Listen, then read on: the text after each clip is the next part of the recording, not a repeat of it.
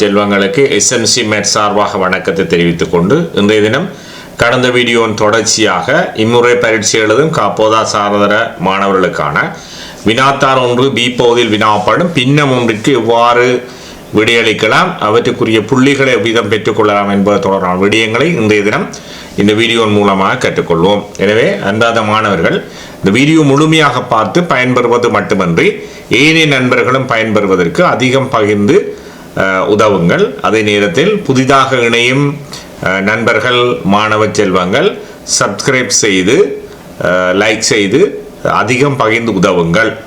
முதலாவது வினா, குறித்த தொலைக்காட்சி அலைவரிசை ஒன்று தனது தினசரி ஒலிபரப்பு நேரத்தின் 2/2 பங்கினை கல்வி நிகழ்ச்சிக்காகவும் 1/3 பங்கை சிறுவர் நிகழ்ச்சிக்காகவும் மீதியின் 8/5 பங்கை ஆவணப்படங்கள் தொடர்பான நிகழ்ச்சிகளுக்காகவும் ஒதுக்கியுள்ளது.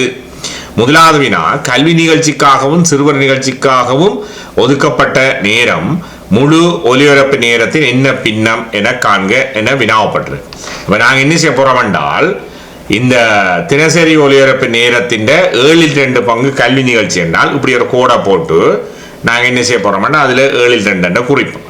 7/2 பகுதி என்ன, மொத்த ஒலிபரப்பு நேரத்தின் 7 பிரிச்சு 2 பங்கு கல்வி சேவை என்று சொல்லப்பட்டிருக்கு. அவை நான் இப்படி ஒரு கோடண்டு போட்டு 7/2 காட்டுறேன். அடுத்து என்ன சொல்லியிருக்கேன்னா, சிறுவர் நிகழ்ச்சி 1/3 பங்குன்னு சொல்லியிருக்கேன். அப்போ நான் அதை ஒரு கோடை போட்டு 1/3 காட்டுறேன். இப்போ எஞ்சி இருக்கிற நேரம் ஒன்று வரும், அதை இப்படி ஒரு கிளியை காட்டி போட்டு எஞ்சியதின் 8 பிரிச்சு 5 பங்கு ஆவணப்படங்கள் என்றால் ஆவணப்படங்கள் தயாரிப்பதற்கு நேரம் என்று சொல்லப்பட்டிருக்கு. ஆகவே அந்த எஞ்சி இருக்கிறதுல இருந்து ஒரு கோட்டை போட்டு நான் 8/5 பங்குன்னு காட்டுறேன். அப்போ எஞ்சி இருக்கிற நேரத்தின் 8 பிரிச்சு 5 பங்கு ஆவணப்படங்கள் தயாரிக்கிறேன்னு சொன்னால் அதில் 3 பங்கு மீதமாயிருக்கு. அதனால் 8/3 பங்கு எஞ்சியது என்று எழுதுறேன். சரிதானே? முதலாவது வினாவுக்கு வருவோம். கல்வி நிகழ்ச்சிக்காகவும் சிறுவர் நிகழ்ச்சிக்காகவும் ஒதுக்கப்பட்ட நேரம் மொத்த நேரத்தில் என்ன பின்னம் என்று காண சொல்லியிருக்கு. அப்போ நாங்கள் கல்வி நிகழ்ச்சிக்கு ஒதுக்கப்பட்ட 7/2, சிறுவர் நிகழ்ச்சிக்கு 3/1, அப்போ 2ஐ நாங்கள் கூட்டுவோம். இப்போ 7/2 3/1 கூட்டினோம் என்றால் அந்த மொத்த நேரத்தின் இந்த 2 வகையான நிகழ்ச்சிக்கு ஒதுக்கப்பட்ட நேரத்தை காணலாம். இதில் பார்த்தீங்கன்னா பிள்ளைகள் பகுதியன் 2 முதன்மை எண்ணா இருக்கிறபடியா அது 2 பெருக்கம் தான் போமசியாக இருக்கும். அப்போ 7 3ஆல் பெருக்கினீங்கன்னா 21. அப்போ நாங்கள் 7 21 மாறி இருக்கா 3ஆல் பெருக்கப்பட்டால் தொகுதி எண்ணை 3ஆல் பெருக்க அப்புறம் ஆகவே 2 3ஆல் பெருக்கினீங்கன்னா 6. இனி 21 6 சக 21 7 என்று காட்டியிருக்கிறோம். இனி பகுதியன் சமனாக இருக்கிறபடியா தொகுதி எண்ணை அப்படியே கூட்டலாம். அப்போ 21 7 மாறும் 13. அதாவது கல்வி நிகழ்ச்சிக்காகவும் சிறுவர் நிகழ்ச்சிக்காகவும் ஒதுக்கப்பட்ட நேரம் மொத்த நேரத்தின் 21/13 பங்காக இருக்கு.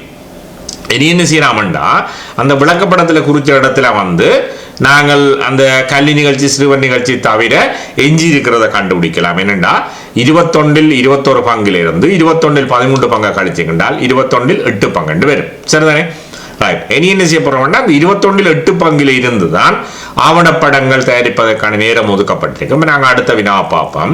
இப்போ இதுக்கு வழங்கப்படுற புள்ளியை பார்த்தீங்கன்னா பிள்ளை இந்த 7/2 3/1 கூட்டினீங்கன்னா 1 புள்ளியும் விட 21/13 பெற்றீங்கன்னு சொன்னா 1 புள்ளியுமாக முதலாவது பிரிவு வினாக்கு 2 புள்ளிகளை பெறக்கூடியதாக இருக்கு. சரிதானே? இரண்டாவது வினா, ஆவணப்படங்கள் தொடர்பான நிகழ்ச்சிகளுக்காக ஒதுக்கப்படும் நேரம் தினசரி ஒலிபரப்பு நேரத்தின் என்ன பின்னம் என்று கேட்டிருக்கு. அப்ப எஞ்சி இருக்கிற நேரம் நாங்கள் அதில் பார்த்துனாங்க 21/8 பங்கு. அந்த 8 பங்குன்னு 8 பிரிச்சு 5 பங்குன்னு ஆவணப்படங்களுக்கு ஒதுக்கப்பட்டன்னு சொல்லப்பட்டிருக்கு. அப்ப எஞ்சிய நேரம் 21/8 தர 8/5. இந்த 8 மட்டும் சுருக்கலாம். சுருக்கினீங்கன்னால் ஆவணப்படங்களுக்கு ஒதுக்கப்பட்ட நேரம் மொத்த நேரத்தின் அதாவது தினசரி நேரத்தின் 21/5 பங்காக இருக்கும். சரிதானே? அடுத்து கேட்டிருக்கு, ஆவணப்படங்கள் தொடர்பான நிகழ்ச்சிகளுக்காக ஒதுக்கப்பட்ட நேரத்திலும் 2 மணித்தியாலங்கள் அதிகமாக சிறுவர் நிகழ்ச்சிகளுக்காக ஒதுக்கப்படுமாயின் தினசரி மொத்த ஒலிபரப்பு நேரத்தை காண சொல்லி கேட்டிருக்கு. இப்போ ஆவணப்படங்களுக்கு ஒதுக்கப்பட்ட நேரம் என்ன இருக்கும், சிறுவர் நிகழ்ச்சியின் நேரத்திலும் 2 நிமிடம். அதாவது ஆவணப்படங்கள் தொடர்பாக நிகழ்ச்சிகள் ஒதுக்கப்பட்ட நேரத்திலும் 2 மணித்தியாலங்கள் அதிகமாக சிறுவர் நிகழ்ச்சிக்கு ஒதுக்கப்பட்டிருக்கு. அப்போ சிறுவர் நிகழ்ச்சியின் நேரம் தான் 2 மணித்தியாலம் அதிகமாக இருக்கிறபடியா சிறுவர் நிகழ்ச்சிக்குரிய நேரம் 3/1 பங்கிலிருந்து ஆவணப்படங்களுக்கு ஒதுக்கப்பட்ட நேரம் 21/5 பங்காக கழிக்க போறோம். இனி இந்த 3/1க்கு சமோல பின்னம் பகுதியின் 21 வரக்கூடிய மாதிரி எழுதினோம்னு சொன்னால் கிளை மேலே 7ஆல் பெருக்க போறோம். 21/7 21/5 நாங்கள் கழிச்சோம்னு சொன்னால் 21/2 பங்கு. 21/2 பங்கு தான் அந்த நேர வித்தியாசம் 2 மணித்தியாலம் சொல்லப்பட்டிருக்கு.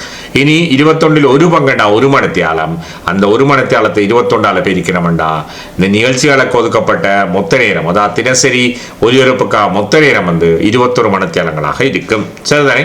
ரைட். இப்போ நாங்கள் புள்ளியிடுற முறையை பார்த்தோம்னால் இந்த 21 8 தர 8 5 கண்டிங்கண்டா ஒரு புள்ளியும் 21 5 பங்கண்டா இன்னும் ஒரு புள்ளியும் பெறக்கூடிய மாதிரி இருக்கும். அப்போ 2வது வினாவுக்கு 2 புள்ளிகள். அடுத்த பிறகு ஆவணப்படங்கள் தொடர்பான நிகழ்ச்சிகளில் அந்த 3 ஒரு பங்குல இந்த 21 5 பங்கு கழிச்சிங்கன்னா ஒரு புள்ளி. அடுத்தது இந்த 21 2 மணித்தியாலத்தோடு தொடர்புபடுத்திருக்கின்ற ஒரு புள்ளியும், மொத்த நேரம் தினசரி ஒலிபரப்பு நேரம் 21 மணித்தியாலம் கண்டிங்கன்னா மொத்தம் 3வது வினாவுக்கு 3 புள்ளிகளை பெற்றுக்கொள்ளக்கூடிய மாதிரி இருக்கு. ரைட். இனி 4வது வினாவை பார்ப்போம். மேலுள்ள 3 நிகழ்ச்சிகளுக்குமாக ஒதுக்கப்பட்ட நேரம் தவிர ஏனைய நேரங்கள் விளம்பர நிகழ்ச்சிகளுக்காக ஒதுக்கப்படுமாயின் விளம்பர நிகழ்ச்சிகளுக்காக ஒதுக்கப்படும் நேரத்தை காண சொல்லியிருக்கு. அப்போ பாருங்க, முதல் கல்வி நிகழ்ச்சிக்கும் சிறுவர் நிகழ்ச்சிக்கும் ஒதுக்கப்பட்ட நேரம் எஞ்சிருக்கிற 21 8 பங்கு இருந்தது. அதை நாங்கள் என்ன செய்ய போறோம்னா இந்த ஆவணப்படங்களுக்கு ஒதுக்கப்பட்ட 8 5 பங்கு போக மீதியா இருக்கிறது 8 3 பெருக்கோடும். பெருக்கிறோம்னா இந்த 8 மட்டும் சுருக்கலாம். அதே போல 3ஆல 21 சுருக்கினேன் 7 எங்களுக்கு கேட்டிருக்கேன். விளம்பர நிகழ்ச்சிக்கு ஒதுக்கப்பட்ட நேரம் கேட்டிருக்க. விளம்பர நிகழ்ச்சிக்கு ஒதுக்கப்பட்ட நேரம் மொத்த நேரத்தின பின்னமா பார்த்தோம்னா 7 உண்டு. அந்த 7 உண்டு என்ன செய்ய போறீங்க? 21 பெருக்க போறீங்க. பெருக்கினீங்கன்னால் 3 மணித்தியாலங்களாக இருக்க போகுது. அப்போ விளம்பர நேரம் ஒதுக்கப்பட்ட மொத்த நிகழ்ச்சியில விளம்பர நேரத்துக்கு ஒதுக்கப்பட்ட நேரம் 3 மணித்தியாலங்கள். இதுக்கு புள்ளிடுறத பார்த்தீங்கன்னா பிள்ளைகள் இந்த 21 8 தர 8 3 ஒரு புள்ளியும், அடுத்தது 7 ஒரு பங்கை காட்டு 21 பெருக்கிறீங்க ஒரு புள்ளியும், அந்த விளம்பர நேரம் 3 மணித்தியாலம் கண்டிக்கிட்டா ஒரு புள்ளியுமாக மொத்தம் 4வது வினாவுக்கு 3 புள்ளிகள் பெறக்கூடிய மாதிரி இருக்கும். சரிதானே? அப்ப இவ்வாறு வினாக்களுக்கு விடியளிக்கிற சந்தர்ப்பத்தில் பிள்ளைகள் நீங்கள் முழுமையாக 10 புள்ளிகளை பெறக்கூடியதாக இருக்கும். ஆகவே இந்த பின்னம் இலகுவான ஒரு பாடப்பகுதி. நீங்கள் வினாக்கள் ஒன்றிய பி பகுதியில் வார பின்னம் தொடர்பான வினாக்களுக்கு இவ்விதமாக விடியளிக்கிற சந்தர்ப்பத்தில் நீங்கள் முழுமையாக 10 புள்ளிகளை பெறக்கூடியதாக இருக்கும். எனவே அன்பார்ந்த மாணவ செல்வங்கள், இம்முறை காப்போதா சாதாரண பரீட்சையில் அதிக மாணவர்கள் விசேட சித்திகளை பெற இறையாசி வேண்டி வாழ்த்துவதோடு மற்றொரு வீடியோவில் சந்திக்கும் வரை உங்களிடமிருந்து வணக்கம் கூறி விடைபெற்று செல்லும் உங்கள் ஆசிரியர் கே செல்வா. நன்றி, வணக்கம்.